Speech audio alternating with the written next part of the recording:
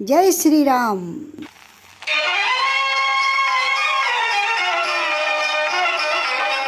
భగవద్భక్తులందరికీ కూడా ఝాన్సీ ఆధ్యాత్మిక ముచ్చట్లకి స్వాగతం, సుస్వాగతం. ఈరోజు మన ఈ అష్టావక్ర గీత ధారావాహికలో జనక మహారాజు గురువు గారికి ఏమని సమాధానం చెప్పారో విందాం. క్రిందటి సంచికలో అష్టావక్రులకి ఒక అనుమానం వచ్చింది.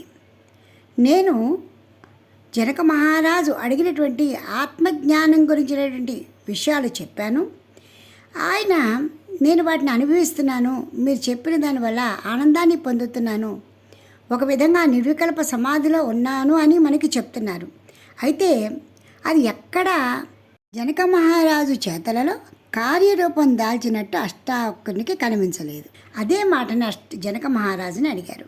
నాయన, నువ్వు చెప్పావు నిర్వికల్ప సమాధిలో ఉన్నాను, ద్వైతం అన్నదే లేదు, ఆత్మానందాన్ని పొందుతున్నాను, మహదానందంగా ఉన్నాను అని చెప్తున్నావు. అయితే ఈ చర్యలలో ఎక్కడా కూడా నాకు అది కనిపించటం లేదు.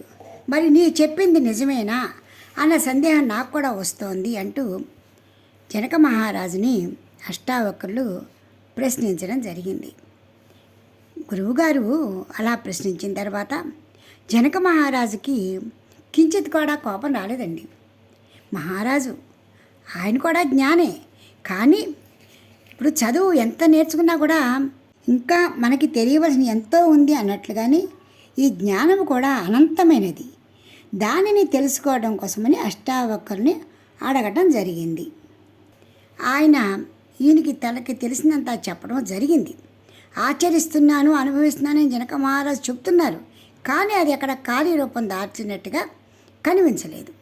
అందుకోసమే ఆయన అడగగానే జనక మహారాజు ఏమని సమాధానం చెప్పారో ఈ సంచికలో విందాం.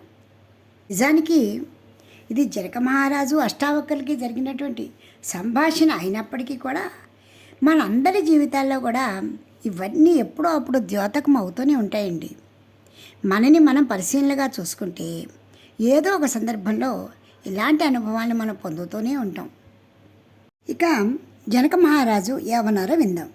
అష్టావక్రునికి నమస్కారం చేస్తూ, హంతాత్మజ్ఞస్య ధీరస్య ఖేలతో భోగలీలయ్యా నహి సంసారవాహికైః మూఢై సహ సమానత.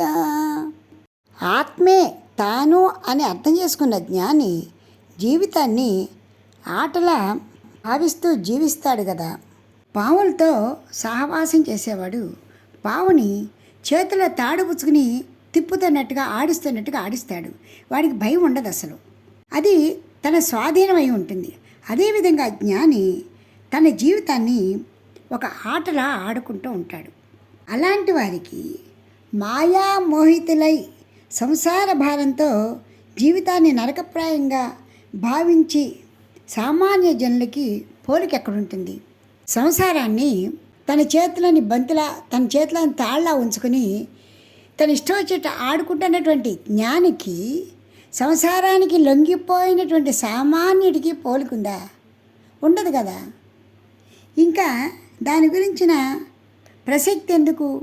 ఇకపోతే యత్పదం ప్రేప్సవో దీనాః శక్రాద్య సర్వదేవతాః అహో తత్ర స్థితో యోగీన హర్షముపగచ్చతి. ఇంద్రాది దేవతలు కూడా ఏ స్థితిని పొందాలి అనుకుంటారో అట్టి స్థితిలో యోగి అయిన వాడు ఉండాలి అనుకుంటాడు. అంతేగాని గర్వాన్ని పోడు. నాకు ఇంత తెలిసింది కదా అన్న గర్వాన్ని కానీ దానిని వెలికి చూపించాలి అనే భావాన్ని కానీ అతడు పొందడు. ఇకపోతే మూడవది, తజ్ఞస్య పుణ్యపాపాభ్యాం స్పర్శో హ్యంతన్న జాయతే నహ్యాకాశస్య ధూమిన దృశ్యమానోపి సంగతి.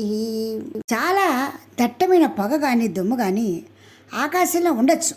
ఉంటే ఆకాశానికి దానికి సంబంధం ఉంటుందా? మనం కింద నుంచి చూస్తుంటే ఆకాశాన్ని ఆక్రమించేసింది, ఆకాశం అంతా కాడ దుమ్ము ధూళిగా ఉంటుంది అని అనుకుంటున్నాం. కానీ ఆకాశాన్ని ఏ విధంగా కూడా అది కలుషితం చెయ్యలేదు. అదేవిధంగా నిజమైన యోగి ఉంటాడు. ఆత్మైవేదం జగత్సర్వం జ్ఞాతం ఏన మహాత్మన యదృచ్ఛయా వర్తమానం తం నిషేధు క్షమేతక. ఈ ప్రపంచమంతా కూడా తనలోని లీలామాత్రంగా భాషిస్తోంది అని భావించినటువంటి యోగి అయినటువంటి వాడు ఇంకా ద్వైత భావాన్ని ఎందుకు చూపిస్తాడు? ఇచ్ఛాపూర్వకంగా సంతోషంగా తను ఎదుర్కొన్న ఈ సంసారం అంతా ఉన్నా కూడా పసిపిల్లలు బొమ్మలతో ఏ విధంగా ఆడుకుంటారో యోగి కూడా ఆ విధమైన లీలతోటే ఉంటాడు. ఇంకా అతనిని ఏ భావాలు అడ్డుకుంటాయి? సముద్రంలో అతి స్థిమితంగా ఆ చేప వాలలాడినట్టే ఈ సంసారం అనే సముద్రంలో నిశ్చింతగా వాలలాడుతూ ఉంటాడు. అట్టి నిశ్చలమైన జ్ఞానికి సంసారంలోనే కొట్టిమిట్టాడుతున్నటువంటి సామాన్యుడికి పోలికేంటి? అబ్రహ్మస్తంభ పర్యంతే భూతగ్రామే చతుర్విధే విజ్ఞస్త్యేవ హి సామర్థ్యం ఇచ్ఛా నిచ్ఛా వివర్జనే. సహజంగా సర్వ విధాల ఈ సృష్టి అనేది 4 విధాలుగా సృష్టింపబడుతూ ఉంది. అది గర్భజ, అండజ, స్వేదజ, ఉద్భిజ, వీటి నుండే ఉత్పత్తి అవుతూ ఉంటుంది. అయితే ఈ 4 రకాలుగా సృష్టింపబడిన ప్రాణులందరిలోనూ కూడా ఖచ్చితంగా కోరికలు ఉంటాయి. కానీ ఇష్టాయిష్టాలు కానీ ఎలాంటి కోరికలు కానీ లేకుండా సర్వాన్ని త్యజించి ఆనందంగా జీవించగలిగేవాడు ఒక్క జ్ఞాని మాత్రమే. అటువంటి జ్ఞానికి సంసారికి పోలిక ఎక్కడ ఉంటుంది? ఆత్మానమద్వయం కశ్చిత్ జానాతి జగదీశ్వరం యద్వేత్తి తత్సకురుతే న భయం తస్య కుత్రజిత్. ఆత్మ ఏకంగా అద్వయంగా తానే ఉందని, ఆత్మే జగత్తు, ఈ జగదీశ్వరుడిని భావించేటువంటి జ్ఞానులు చాలా అరుదుగా కనిపిస్తారు. ఆ కారణంగా జ్ఞాని అని చెప్పుకునే వాళ్ళంతా కూడా జ్ఞానులు కాదు. కాబట్టి అటువంటి జ్ఞానిని నేను మాత్రము కాదు అంటూ జనక మహారాజు గురువుగారి సందేహాలకి చాలా తృప్తికరమైన సమాధానాలని ఇచ్చారు. అయినప్పటికీ అష్టావక్ర మహర్షి ఏమనుకున్నారంటే, నిజమే, నేను చెప్పిన దానివల్ల జనక మహారాజు ఆత్మజ్ఞానాన్ని పొందారు, ఆనందాన్ని అనుభవిస్తున్నారు. కానీ ఆయన ఇంకొక ప్రశ్న కూడా అడిగారు నన్ను. ఏమని? నేను పొందినటువంటి ఈ ముక్తి, ఈ జ్ఞానము, ఈ వైరాగ్యము శాశ్వతంగా ఉంటుందా? ఉంచుకునేటువంటి విధానం ఏది అని కూడా అడిగారు.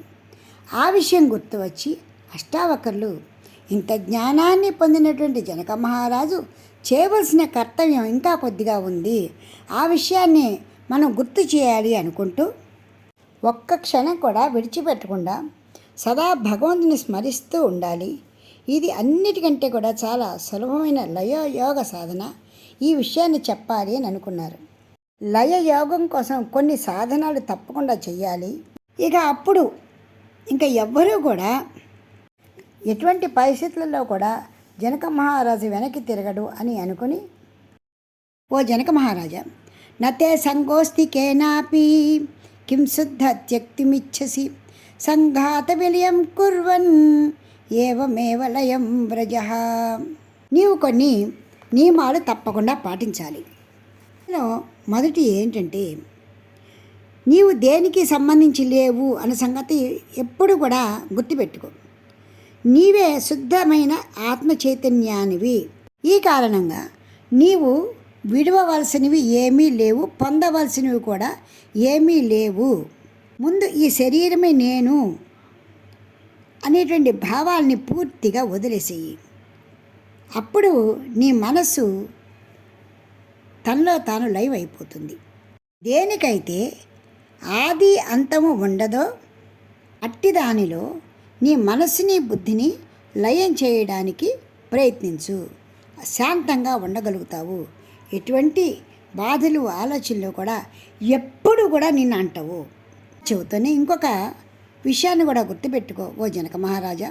ఉదేతి భవతో విశ్వం వారిధేరివ బుద్బుద ఇది జ్ఞాత్వైకమాత్మానం ఏవమేవ లయం వ్రజ. సముద్రంలో నుండి ఒక నీటి పొడిగా ఏ విధంగా జనించి నీటిలోనే కలిసిపోతుందో అదేవిధంగా జ్ఞానం అనంతం బ్రహ్మ అన్న విషయాన్ని జ్ఞప్తిలో పెట్టుకో. ఎప్పుడు అద్వైతంలోనే ఉండు. ద్వైత భావాన్ని వదిలిపెట్టి మనోలయాన్ని సాధించు. క్రమక్రమంగా శాంతస్థితిని సాధిస్తూ బుద్ధిని దృఢంగా ఉంచుకో. ఆత్మభావంలో మనసుని లగ్నం చేసి అన్యభావాల్ని పూర్తిగా విడనాడు. అప్పుడే నీవు దృఢమైనటువంటి ముక్తి స్థితిని పొందగలుగుతావు. ప్రత్యక్షమప్యవస్తుత్వాత్ విశ్వం నాస్త్యములే త్వయి రజ్జు సర్పయవ్యక్తం ఏవమేవలయం వ్రజ. నీవు పూర్తిగా రజ్జు సర్పభ్రాంతిని వదిలేయాలి. లీలగా కూడా నీ మనసులో అలాంటి భావం రాకూడదు. అక్కడ తాడు లేదు, పాము లేదు, అంతా కూడా భ్రాంతి. నిజానికి ఈ విశ్వమే లేదు, సమస్తము కూడా నా మనోబుద్ధులను బట్టే మన సంకల్పాలను బట్టే ఏర్పాటు అవుతున్నాయి. ఈ విధంగా నీ మనసు దృఢపడితే నీ మనసులోకి మలినం అనేదే రాదు, మనోలయం జరుగుతుంది. ఇది లయ యోగంలో 3వ మెట్టు. ఇక 4వది సమదుఃఖ సుఖపూర్ణ ఆశా నైరాశ్యయో సమః సమజీవిత మృత్యుసన్ ఏవమేవ లయం వ్రజ. జనక మహారాజా, సంతోష విచారాలతో ఆశా నిరాశలతో జీవన్ మరణాలతో నిశ్చలంగా పరిణామరహితంగా నీవే ఉంటావు. నీలో మార్పు రాదు, మార్పు ఉండదు. ఈ భావంతో నీవు లయాన్ని సాధించు. ఈ విధంగా అష్టావక్కరులు జనక మహారాజుకి చతుర్విధ మార్గాలు, అహంకారం, వినాశనం, లయం వాటి గురించి చెప్పి తాను ఏ విధంగా పూర్తిగా లయయోగాన్ని సాధన చెయ్యాలో చెప్పారు. అలా చేసిన నాడు జీవ బ్రహ్మైక స్థితిని పొందగలుగుతావు. నీవు ఏకత్వానుభవము, అద్వైత స్థితిని పొందగలుగుతావు. ఆత్మను సాక్షిగా చూస్తూ ఉండగలుగుతావు. ఇంకా ఎప్పటికీ తిరిగి రానట్టుగా నీవు మనోలయాన్ని పొందగలుగుతావు అంటూ జనక మహారాజుకి అష్టావక్రులు చాలా దృఢమైనటువంటి సాధనా విధానాలను తెలియజేయడం జరిగింది. అవన్నీ విన్న జనక మహారాజు ఏం చేశారో వచ్చే సంచికలో తెలుసుకుందాం. ఇప్పటికీ భగవానుడికి అష్టావకులకి నమస్కారం చెప్పుకుంటూ స్వస్తి పలుకుందాం. అందరము కూడా అలాంటి చక్కటి యోగాన్ని, లయ యోగాన్ని సాధన చేద్దాం. ఇప్పటికి స్వస్తి. జై శ్రీరామ్. మీకు ఈ వీడియో నచ్చితే లైక్ చేయండి, షేర్ చేయండి, సబ్స్క్రైబ్ చేయండి.